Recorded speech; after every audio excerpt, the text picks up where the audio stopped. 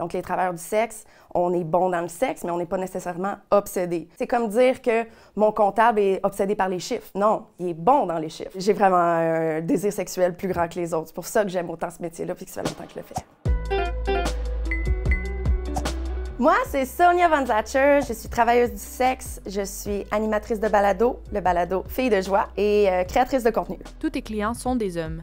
Faux! Surtout moi, je te dirais. La dernière fois que j'ai compté, l'année passée, il y avait 40 de ma clientèle qui s'identifiait comme femme. C'est assez rare. Ça m'a pris des années avant d'avoir ma première cliente femme. J'ai vraiment plus de couples, j'ai vraiment plus de femmes. J'ai un couple de lesbiennes même.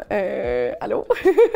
Mais c'est vrai que c'est les hommes qui ont le plus recours à ce genre de service habituellement. Tu fais beaucoup d'argent. Tu sais, c'est sûr que c'est une instabilité de travailler dans ce métier-là. C'est un revenu précaire. On ne sait jamais combien qu'on va faire. C'est vraiment varié. J'ai mon podcast, j'ai mon OnlyFans, j'ai mes revenus de service. Donc, tout ça qui s'additionne, c'est clairement une couple de centaines par année, là. Tu es nymphomane.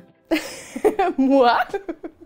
Non! Mais je me masturbe énormément. Ça, il faut le dire, là, j'en parle beaucoup. Tu ne peux pas avoir d'enfant. Faux! Au contraire, c'est quand même une bonne job pour une maman quand tu penses à ça, parce qu'elle peut faire de l'argent rapidement et passer plus de temps avec ses enfants. J'en connais beaucoup qui sont des mamans. Ta job est pas valorisante.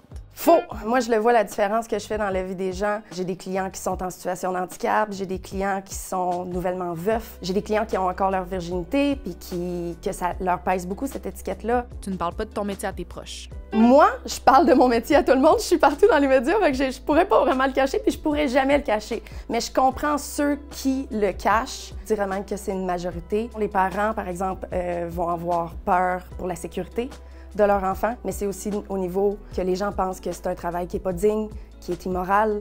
Donc, on veut pas avoir cette étiquette-là. T'es pas scolarisé. Faux! J'ai mon baccalauréat dans mon métier. C'était ma job étudiante au début. Et finalement, j'ai beaucoup trop trippé puis je suis restée par après. On voit beaucoup de soins infirmiers, on voit beaucoup de psycho, sexo. Bizarrement, on en voit beaucoup qui étudient ou qui sont dans les forces policières, il faut le dire. Le travail du sexe est illégal au Québec.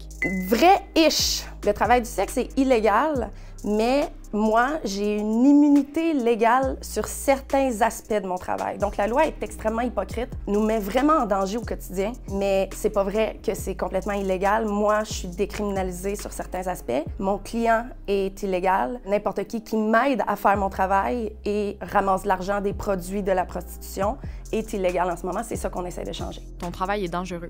Vrai, mon travail est dangereux. Et ça, c'est à cause de la stigmatisation sociale de mon métier. Ton travail nuit à ta santé mentale. Vrai, parce que ça demande beaucoup d'empathie faire ce travail-là. On écoute les gens comme n'importe quel autre métier qui fait de la relation d'aide.